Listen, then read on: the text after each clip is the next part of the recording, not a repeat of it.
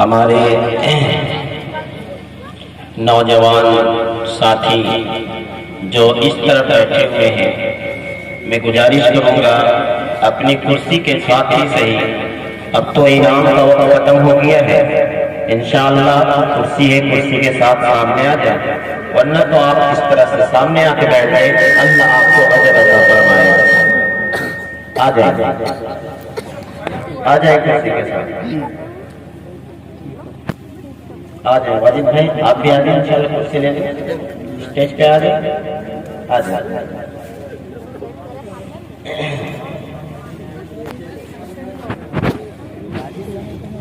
بہت بہت شکریہ۔ الحمد للہ نحمده ونستعینه ونستغفره ونؤمن به ونتوکل علیہ ونعوذ باللہ من شرور انفسنا ومن سیئات اعمالنا من يهده الله فلا مضل له ومن يضلله فلا هادي له ونشهد أن لا إله إلا الله وحده لا شريك له ونشهد أن سيدنا وسندنا وحبيبنا ونبينا ومولانا محمدا عبده ورسوله أما بعد أعوذ بالله من الشيطان الرجيم بسم الله الرحمن الرحيم ووصينا الإنسان بوالديه إحسانا وقال النبي صلى الله عليه وسلم الصبيان ريحان الله أو كما قال عليه الصلاة والسلام۔ قابل قدر معزز ومکرم علماء کرام، سامعین کرام، بزرگوں اور میرے نوجوان ساتھیوں، آج کی یہ محفل جناب اسماعیل صاحب کی محنت اور ہمارے بھائی معصوم صاحب کی محنت اور ان کے بھائیوں کی وجہ سے آپ کو یہ خوبصورت محفل دیکھنے کو مل رہا ہے۔ اللہ تبارک و تعالی اس کی اس محنت کو قبول فرمائے۔ انہوں نے اپنے بچے کے عقیقے کی خاطر اس مجلس کو سجایا ہے۔ اللہ کے رسول صلی اللہ علیہ وسلم نے ارشاد فرمایا الصبیان ریحان اللہ، کہ بچے اللہ کے پھول ہیں، بچے اللہ کے پھول ہیں۔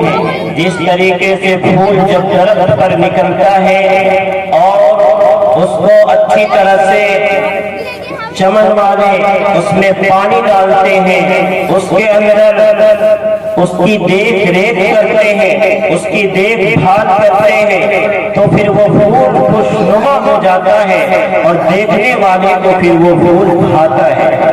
اور اگر اس پھول کے پیڑ کے درخت کے نیچے اگر پانی نہ دیا جائے، اس پیڑ کے اندر وہ طاقت نہ بخشی جائے، تو پھر وہ پیڑ سوکھ جاتا ہے اور اس کے پھول مرجھا جاتے ہیں۔ تو میں صرف آپ کو اس عنوان سے اور اس حدیث کی روشنی میں آپ کو صرف ایک پیغام یہ دینا چاہتا ہوں کہ اگر ہمارے بچے ہیں، ہمارے چھوٹے بچے ہوں یا ہمارے بڑے بچے ہو رہے ہوں، ان کے لیے ضروری یہ ہے کہ اس کے جڑ کو مضبوط کیا جائے، اس کو سوکھنے نہ دیا جائے، اور اس کے لیے کس چیز کی ضرورت ہے؟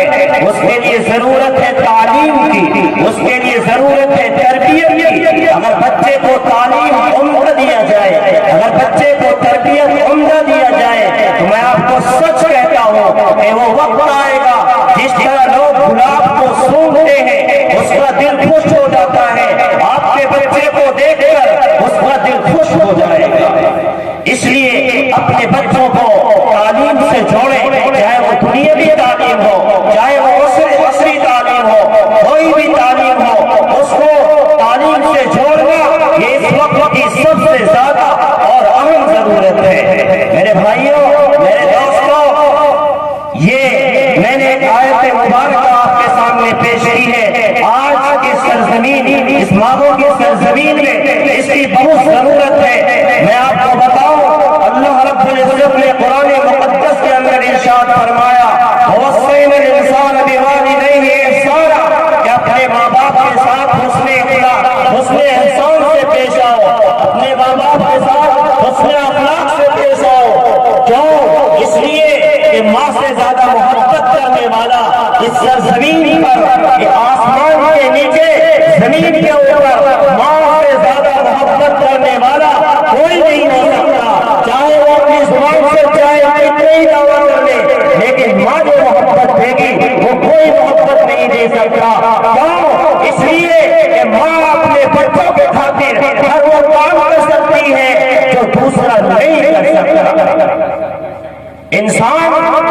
کسی کا کوئی کام کرتا ہے اس کے پیچھے کوئی مقصد ہوتا ہے. انسان اگر کسی کے پیچھے 2 روپے خرچہ کرتا ہے اس کے پیچھے کوئی مقصد ہوتا ہے. لیکن ماں اگر اپنے بچے کے پیچھے پیسے خرچ کر رہے ہو, اپنے بچے کے پیچھے محنت کر رہے ہو, میں سچ کہتا ہوں کہ اس کے پیچھے کوئی مقصد نہیں ہوتا. صرف مقصد یہ ہے کہ میرا بچہ کامیاب ہو جائے, میرا بچہ دیندار بن جائے, میرا بچہ کل وہ کام کرے جو دنیا دیکھے اور میرا نام روشن ہو جائے. بس یہی مقصد ہے جس کی وجہ سے ماں اس کے پیچھے لگی رہی ہے. میرے بھائیوں, ماں کی بڑی ممتا ہے.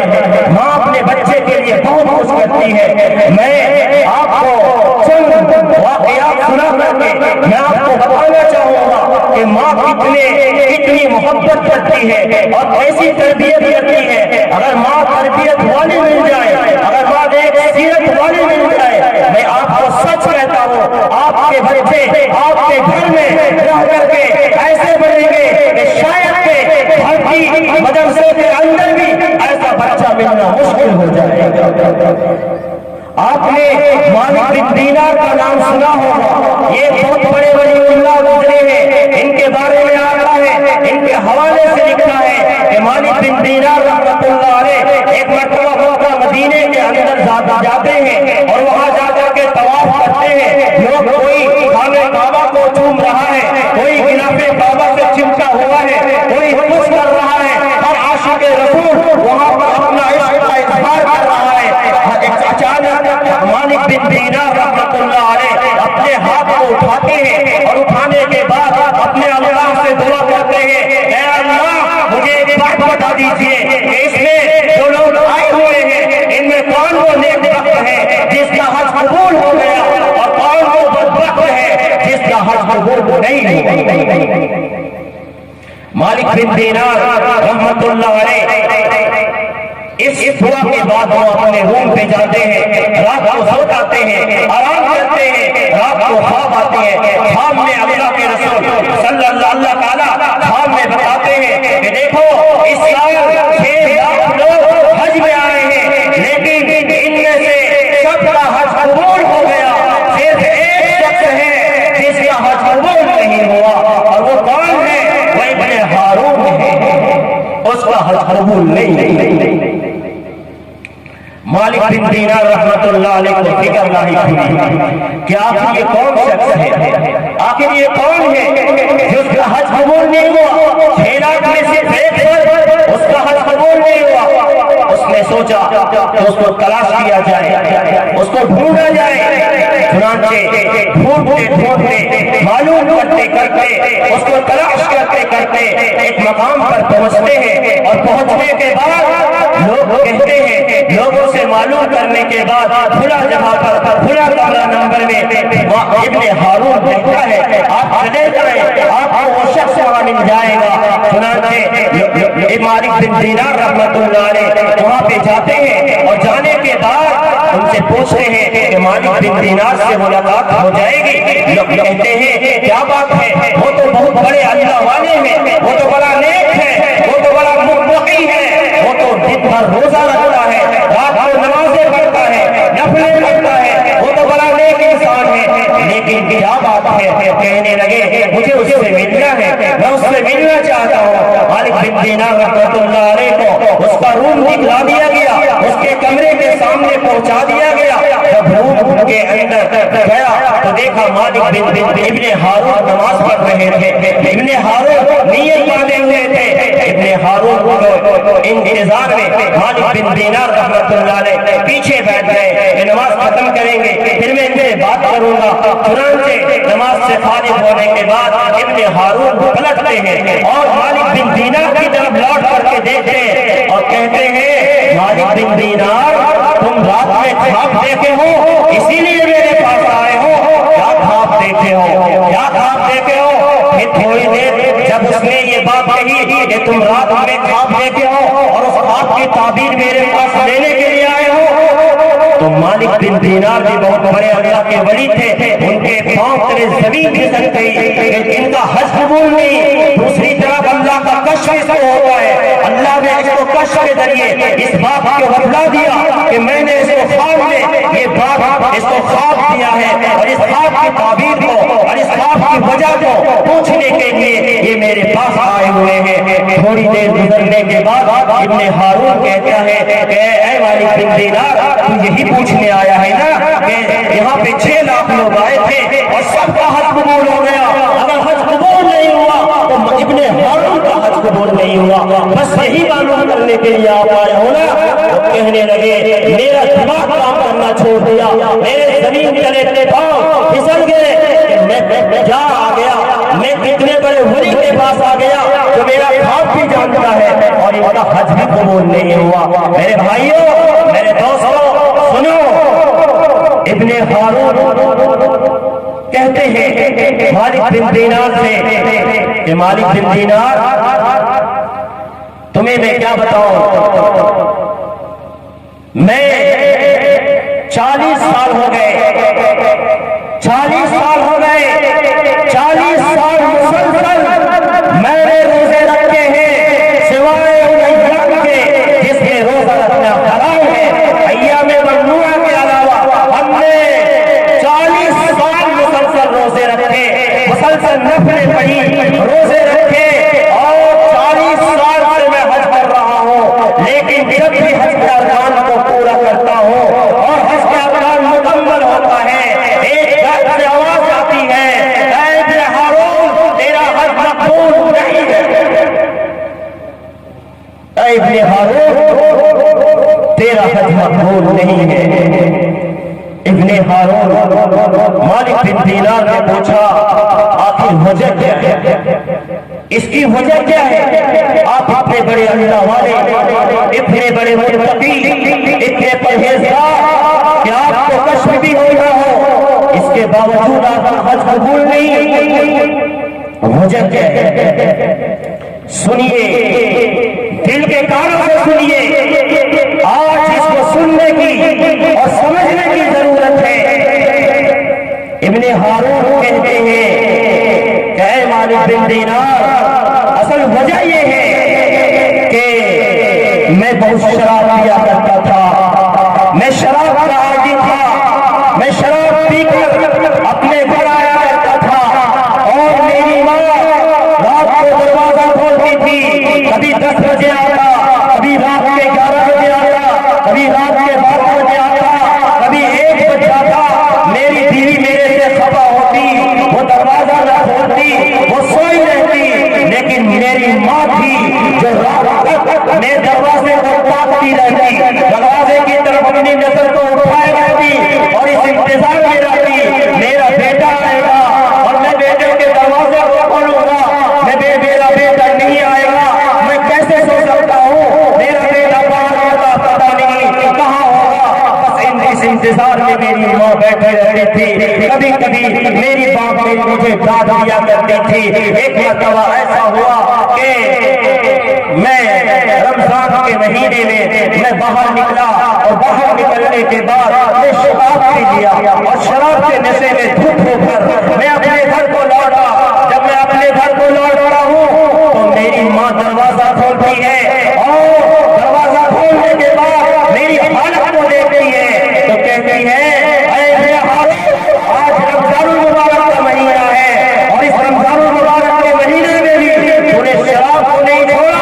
میری ماں کو غصہ آ گیا، اور میری ماں نے مجھے ایک تماچا کھینچ کر مارا، مجھے غصہ آ گیا، اور میرے دل میں یہ بات آئی کہ یہ روڑا جو راستے میں ہمیشہ ٹوکتا ہے، ہمیشہ روکتا ہے، آج اس کو ختم کر دیا جائے گا، اور مجھے ٹوکنے والا کوئی نہیں ہوگا۔ چنانچہ ابن ہارون اٹھا اور اپنی ماں کو اٹھایا، اور جو تندور ہوتا ہے، روٹی بنانے کے تندور ہوتے ہیں، اس میں ہاتھ کو کرتا ہے۔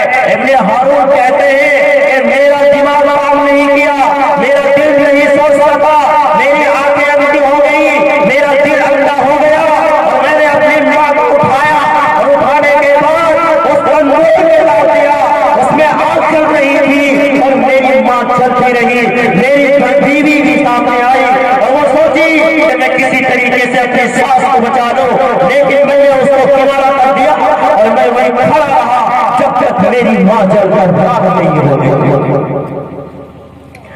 میری ماں جل کر راکھ نہیں ہو گئی، تب تک میں وہاں سے نہیں ہٹا۔ کہتے ہیں کہ مالک بن دینار نے جب یہ عمل کر لیا، اس کے بعد ان کی بیوی نے کہا کہ تم اپنی ماں کا نہیں ہوا جو تیرے لیے پوری پوری رات جایا کرتی تھی، جب تو اپنے نشے میں دودھ آیا کرتا تھا، شراب کا قطرہ تیرے منہ میں لگا کرتا تھا، اپنے آنچل سے تیرے منہ کو صاف کیا کرتی تھی، لیکن تو اپنی ماں کا نہیں ہوئی، تو میرا کیا ہوگا؟ تو مجھے بہت ستایا کرتا تھا، میرا احسان میرا حق ضائع کر دیتا تھا، لیکن میں برداشت کر لیتی تھی، لیکن یہ عمل جو تو نے کیا ہے اس کو اللہ بھی معاف نہیں کرے گا، اس کو میں بھی معاف نہیں کر سکتی، اور یاد رکھو تو ماں کا نہیں ہوا، میرا کیا ہو سکتا ہے؟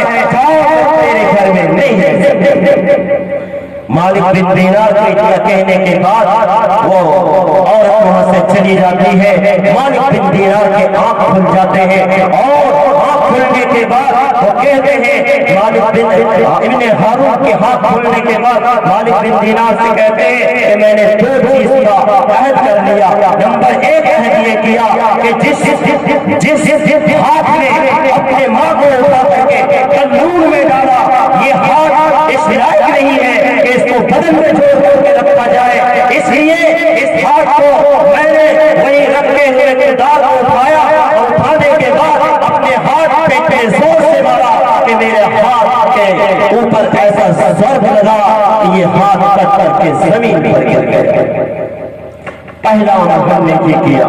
دوسرا عمل ہم نے یہ کیا کہ میرے پاس جو مال تھے، جائیداد تھے، ان سب کو میں نے راہ خدا میں صرف کر دیا، خرچ کر دیا، اور ہم نے یہ ارادہ کیا کہ میں مکے کو چلا جاؤں گا، اور جب تک اللہ مجھے حیات دے گا تب تک میں اللہ سے معافی مانگوں گا۔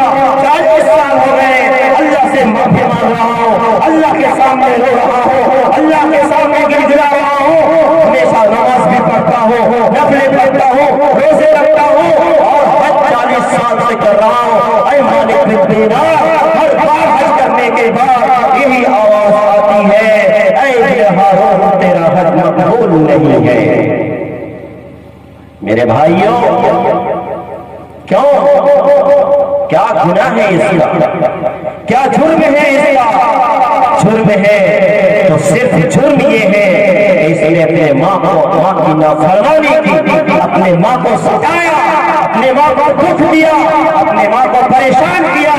اتنا بڑا گناہ 40 حج کرنے کے باوجود، 40 سال مسلسل روزے رکھنے کے باوجود بھی ان کے بارے میں آواز یہ آتی ہے کہ تیرا حج مقبول نہیں ہے۔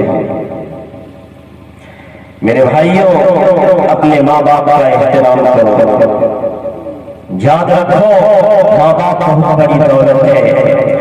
یہ معصوم بھائی اپنے بچے کے لیے خرچ کر رہے ہیں، آج یہ بچے ہیں کل بڑے ہو جائیں گے اور اپنے باپ سے زبان لڑائیں گے۔ بتائیں تو صحیح کیا دن پر گزرے گا؟ ہر باپ اس بات کو سمجھ سکتا ہے۔ میرے بھائیوں،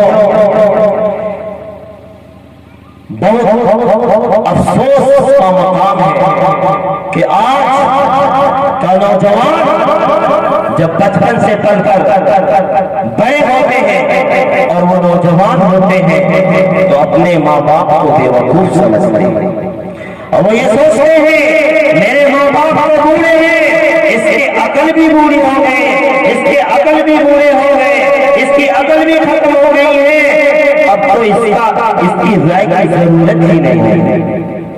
اس لیے اس واقعے سے ہمیں یہ سبق ملتا ہے کہ ہمیں اپنے ماں باپ کا احترام کرنا چاہیے، اپنے ماں باپ کی عزت کرنا چاہیے۔ میں ایک بات اور بتاتا ہوں، ماں کے ممتے کے حوالے سے چائنا کے اندر ایک مرتبہ ایک زلزلہ آیا تھا، اس زلزلے کے اندر لاکھوں آدمی موت کے گھاٹ چلے گئے، موت کے آغوش میں آ گئے، لیکن اس وقت ایک عورت تھی جو ایک کنارے میں چمٹ گئی تھی، اس کے ساتھ ایک بچہ تھا جو چھوٹا تھا، دودھ پیتا بچہ تھا۔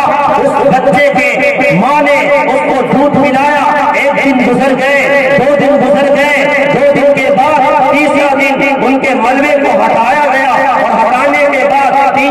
دن کے بعد اس عورت کو دیکھا گیا، اس عورت کے اندر جان موجود تھی، اس کے اندر روح باقی تھی، لوگوں نے اس کو ہاسپٹل لے گیا، اس کا علاج کیا، پھر اس کے اندر جان آ گئی، اس کو ہوش آیا۔ اس کے بعد ڈاکٹروں نے ان سے پوچھا، اے عورت، تیرے ہاتھ کی انگلیوں کے سرے کیوں کٹے ہوئے ہیں؟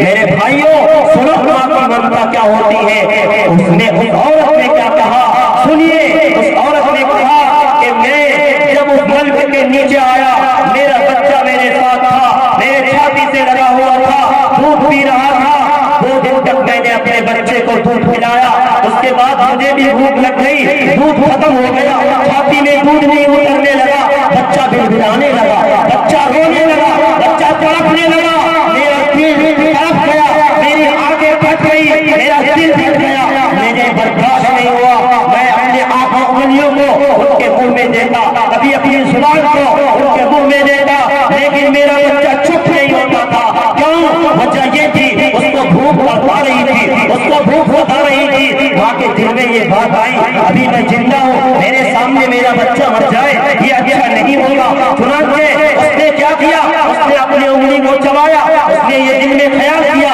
کہ میرے جسم کے اندر بھوک لگی ہے، چھاتی میں دودھ نہیں ہے، لیکن میرے بدن میں خون ضرور ہے، اس لیے اپنی انگلیوں کو کاٹا، اور کاٹنے کے بعد جب اس سے خون نکلنے لگا، اس کی ماں نے اس خون کو اس کے بچے کے منہ میں ڈال دیا، وہ اس کو چوسا، پھر دوسری انگلی کو کاٹا، پھر اس کے منہ میں ڈالا، پھر وہ اس کو چوسا، اور چوسنے کے بعد جب اس کا تھوڑا پیٹ بھرا، ماں کہتی ہے 2 انگلیوں کے کاٹنے کے بعد میں بے ہوش ہو گئی، اور بے ہوش ہونے کے بعد اب تم لوگوں نے مجھے ہاسپٹل میں لایا ہے، اب مجھے ہوش آیا ہے۔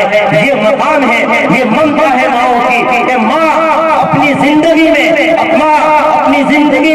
اپنے لیے ساری مشکلیں، ساری مصیبتیں برداشت کر سکتی ہے، لیکن اپنے بچوں کو خوشحال دیکھنا چاہتی ہے۔ یہ مقام اگر ہے تو ماں کا مقام ہے، یہ مقام ہے تو صرف ماں کا مقام ہے۔ میرے بھائیوں ماں کا ممتا بڑا عجیب ہے، اس لیے وقت بہت تنگ ہے، واقعہ بہت ہے، حالات بہت ہیں، بہت ضعیف لوگ بڑی محبت کے ساتھ یہاں بیٹھے ہوئے ہیں۔ میں آپ کو 1-2 بات اور مثال کے طور پر دے کر کے میں آپ کو اور اس ممتے کو سمجھاؤں۔ آپ نے مرغی دیکھی ہے، آپ نے بلی بھی دیکھی ہے، مرغی جانتی ہے کہ میں بلی سے جیت نہیں سکتی، اس بات کو جانتی ہے، اس کے باوجود اگر بلی اس کے بچے کو پکڑنے کے لیے دوڑتی ہے تو مرغی اس سے لڑ جاتی ہے۔ کیوں لڑتی ہے؟ وجہ کیا ہے؟ وہ تو جانتی ہے کہ میں اسے جیت نہیں سکتی، اس کے باوجود لڑتی ہے۔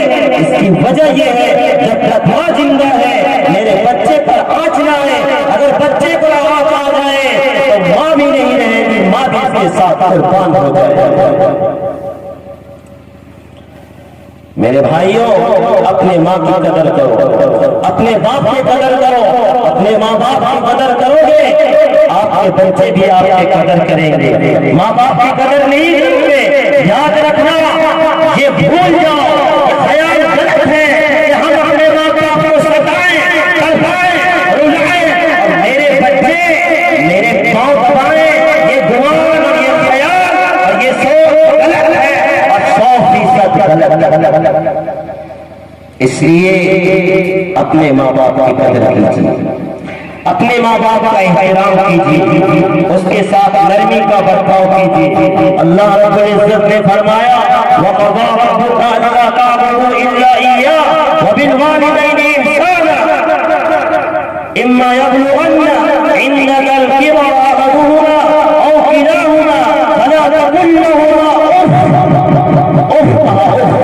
کہ اپنے ماں باپ کو اف بھی مت ولا تنہرہما، اور ان کو چھڑکو بھی نہیں، یعنی بوڑھا ہو جائے تو کھانستے ہیں تو بچے کو تکلیف ہوتی ہے، ان کو کوئی بات کہہ دیں، جب بوڑھا ہو جاتا ہے تو اس کی عقل تھوڑی کم ہو جاتی ہے، ذہن کمزور ہو جاتا ہے، اپنے بچے سے ایک بات 3 مرتبہ کہے تو بچہ جھڑکتا ہے، اپنا منہ بناتا ہے۔ یاد رکھیے یہ بچہ، یہ باپ آپ کے بچپن میں کتنے ارمان اٹھائے ہوں گے، یہ تو آپ بھی سمجھ سکتے ہیں۔ آپ کے بھی چھوٹے چھوٹے بچے ہیں، آپ کے بچے آپ کے باپ نے آپ کے بھی ارمان کو اسی طرح اٹھایا، لیکن جب وہ جوان ہوتا ہے تو اپنے باپ پر سر چڑھ کے بولتا ہے۔ میرے بھائیوں، اس سے اللہ اس کے رسول سے، رسول کی نظر سے تو گرتا ہی ہے، عوام کی نظر سے، معاشرے کی نظر سے بھی وہ انسان گر جاتا ہے۔ اگرچہ وہ یہ سوچتا ہو کہ میں اپنے باپ کو شکست دے دیا، میں نے اپنے باپ کو ہرا دیا، میں اپنے باپ سے جیت گیا، لیکن پھر بھی معاشرہ یہ کہتا ہے، سماج یہ کہتا ہے کہ یہ لڑکا ٹھیک نہیں۔ اس لیے آج کے اس پروگرام سے ہم اس بات کا عہد لینا چاہتے ہیں کہ انشاءاللہ تعالی اگر ہمارے ماں باپ کسی حرکت کی وجہ سے ناراض ہیں تو ہم اپنے ماں باپ سے معافی مانگ لیں گے۔ اگر ہمارے ماں باپ زندہ ہیں اور ناراض نہیں ہیں تو خدمت میں اضافہ کر دیں گے۔ بتائیں سارے لوگ تیار ہیں انشاءاللہ؟ ہاتھ اٹھائیں انشاءاللہ، عہد کرتے ہیں انشاءاللہ۔ اللہ رب العزت سے دعا ہے اللہ ہمیں کہنے سننے سے زیادہ عمل کی توفیق عطا فرمائے۔ آمین۔ وآخر دعوانا الحمدللہ رب العالمین۔